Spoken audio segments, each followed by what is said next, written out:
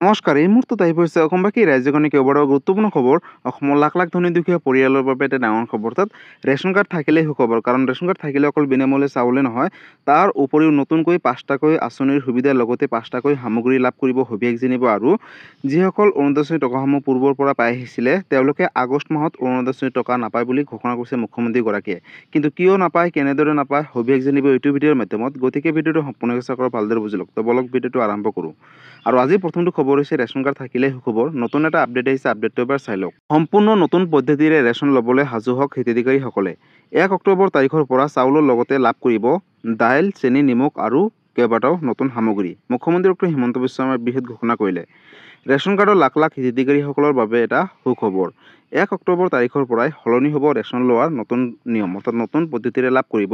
সম্পূৰ্ণ নতুন পদ্ধতিৰে ল'ব লাগিব ৰেচন কাৰ্ডৰ জৰিয়তে বিনামূলীয়াকৈ চাউল আৰু কেইবাটাও সামগ্ৰী। চাউলৰ লগতে প্ৰতিগৰাকী হিতাধিকাৰীসকলে পাব চেনি, দাইল আৰু নিমখ। মুঠ 4বিধকৈ সামগ্ৰী লাভ কৰিব ৰেচন কাৰ্ডৰ গৰাকীসকলে। অৰ্থাৎ ৰেচন কাৰ্ড থাকিলে লাভ কৰিব। বজাৰতকৈ অতি কম দামতে লাভ কৰিব এই বিষয়ক সামগ্ৰীখিনি। লগতে প্ৰতি কেজি চেনি লাভ কৰিব মাত্ৰ 38 টকাত। অৰ্থাৎ বজাৰতকৈ অতি কম দামতে লাভ কৰিব। লগতে প্ৰতি কেজি মচুৰ দাইল লাভ কৰিব মাত্ৰ 69 টকাত বুলি ঘোষণা কৰিছে মুখ্যমন্ত্ৰীগৰাকীয়ে। আৰু প্ৰতি কেজি নিমখ লাভ কৰিব মাত্ৰ 10 টকাত। গতিকে ৰাজ্যৰ লাখ লাখ ৰেচন কাৰ্ডৰ গৰাকীৰ বাবে এটা সুখবৰ। কেৱল ইমানেই নহয়, 700 টকাতে লাভ কৰিব ৰন্ধন গেছৰ চিলিণ্ডাৰ বুলি ঘোষণা কৰিছে। লগতে ইয়াৰ উপৰিও যদিহে আপোনাৰ উজ্জ্বলা গেছ কানেকশ্যন আছে, তেনেহ'লে মাত্ৰ 250 টকাতে পাব গেছ চিলিণ্ডাৰ। কিন্তু এই ৰেচন সংগ্ৰহৰ সময়ত বাধ্যতামূলকভাৱে দিব লাগিব ফিংগাৰপ্ৰিণ্ট। আৰু ফিংগাৰপ্ৰিণ্ট দিহে আপোনালোকে এই সামগ্ৰীখিনি লাভ কৰিব পাৰিব। গতিকে বন্ধুসকল, যদি আপোনালোকৰ লগত ৰেচন কাৰ্ড আছে, তেনেহ'লে অত্যন্ত সুখবৰ। কাৰণ 1 অক্টোবৰ তাৰিখৰ পৰাই আপোনালোকে এই সামগ্ৰীখিনি লাভ কৰিব পাৰিব। লগতে মুখ্যমন্ত্ৰী ডক্টৰ হিমন্ত বিশ্ব শৰ্মাই ঘোষণা কৰিছে যে যাৰ যাৰ ঘৰত ৰেচন কাৰ্ড আছে, তেওঁলোকেহে এই সামগ্ৰীখিনি লাভ কৰিব পাৰিব। গতিকে এই ভিডিঅ'টো সকলো ৰেচন কাৰ্ডৰ গৰাকীৰ মাজলৈ শ্বেয়াৰ কৰি দিব। আৰু আজিৰ পৰৱৰ্তী খবৰটো হৈছে অৰুণোদয় আঁচনিক লৈ। আগষ্ট মাহত অৰুণোদয় আঁচনি টকা নিদিয়ে বুলি আপডেটটো এবাৰ চাই লওক। বন্ধুসকল, ৰাজ্যৰ লাখ লাখ অৰুণোদয় আঁচনি হিতাধিকাৰীসকলৰ বাবে এটা দুখবৰ। আগষ্ট মাহত লাভ নকৰে অৰুণোদয় আঁচনি ধন। মুখ্যমন্ত্ৰী ডক্টৰ হিমন্ত বিশ্ব শৰ্মাই ডাঙৰ সিদ্ধান্ত গ্ৰহণ কৰিলে। আগষ্ট মাহৰ পৰিৱৰ্তে ছেপ্টেম্বৰ মাহৰ 17 তাৰিখে লাভ কৰিব অৰুণোদয় আঁচনিৰ টকা। ছেপ্টেম্বৰ মাহৰ 17 তাৰিখে আনুষ্ঠানিকভাৱে মুকলি কৰা হ'ব অৰুণোদয় আঁচনি 3.0। এই আঁচনিৰ বাবে 40 লাখ হিতাধিকাৰীসকলক নতুনকৈ সাঙুৰি লোৱা হ'ব। 40 লাখ পৰিয়ালে লাভ কৰিব অৰুণোদয় আঁচনি 3.0ৰ জৰিয়তে সুবিধা লাভ কৰিব।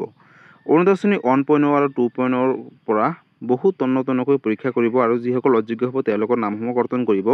বহু নাপাবলগীয়া পৰিয়ালেও লাভ কৰি আহিছে অৰুণোদয় আঁচনি 1.0 আৰু 2.0ৰ জৰিয়তে। অৰুণোদয় আঁচনিৰ বাবে শীঘ্ৰেই মুকলি কৰা হ'ব পৰ্টেল। মহিলাসকলে সকলো অভাৱ অভিযোগ দিব পাৰিব এই পৰ্টেলত। অৰ্থাৎ যিকোনো সমস্যা হ'লে আপোনালোকে অভিযোগ দিব পাৰিব। আগষ্ট মাহৰ পৰিৱৰ্তে অৰুণোদয় আঁচনিৰ ধন লাভ কৰিব ছেপ্টেম্বৰ মাহত। গতিকে আপোনালোকে কোনো ধৰণৰ চিন্তা কৰিব নালাগে। ছেপ্টেম্বৰ মাহৰ 17 তাৰিখে আনুষ্ঠানিকভাৱে অৰুণোদয় আঁচনি 3.0 মুখ্যমন্ত্ৰী ডক্টৰ হিমন্ত বিশ্ব শৰ্মাই মুকলি কৰিব। এই আঁচনিৰ বাবে 40 লাখ মহিলাক নতুনকৈ অন্তৰ্ভুক্ত কৰিব বুলি ঘোষণা কৰিছে। অৰ্থাৎ বন্ধুসকল, অৰুণোদয় আঁচনি 1.0 আৰু 2.0ৰ জৰিয়তে বহু নাপাবলগীয়া, অৰ্থাৎ যিসকল অযোগ্য মহিলা আছে, তেওঁলোকেও কিন্তু ধনসমূহ পাই আহিছিলে পূৰ্বতে। কিন্তু এতিয়াৰে পৰা অৰুণোদয় আঁচনি 3.0ৰ জৰিয়তে তেওঁলোকৰ নামসমূহ কৰ্তন কৰিব। লগতে যিসকলৰ ঘৰত ৰেচন কাৰ্ড, দুখীয়া দৰিদ্ৰ আৰু মধ্যবিত্ত পৰিয়াল আছে, তেওঁলোককে অৰুণোদয় আঁচনি 3.0ৰ জৰিয়তে 40 লাখ মহিলাক প্ৰতি মাহৰ 10 তাৰিখে 1250 টকাকৈ ডিবিটিৰ মাধ্যমত মুখ্যমন্ত্ৰী ডক্টৰ হিমন্ত বিশ্ব শৰ্মা তথা অসম চৰকাৰে প্ৰেৰণ কৰিব। লগতে বন্ধুসকল, আপোনালোকে ইতিমধ্যে সকলোৱে জানে যে আগষ্ট মাহত অৰুণোদয় আঁচনি টকা নিদিয়ে। অৰ্থাৎ অহা ছেপ্টেম্বৰ মাহৰ 17 তাৰিখেহে লাভ কৰিব অৰুণোদয় আঁচনি 3.0ৰ জৰিয়তে টকা। গতিকে অৰুণোদয় আঁচনি 3.0ক লৈ এইটো এটা ডাঙৰ আপডেট আছিলে। যদি অৰুণোদয় আঁচনিক লৈ কিবা সুধিবলগীয়া বা জানিবলৈ ইচ্ছা আপোনালোকে মোক কমেণ্ট কৰি জনাব। মই নিশ্চয় ৰিপ্লাই দিবলৈ চেষ্টা কৰিম। গতিকে বন্ধুসকল, আজি আছিলে এইটো এটা ইনফৰ্মেটিভ ভিডিঅ' আৰু গুৰুত্বপূৰ্ণ খবৰ।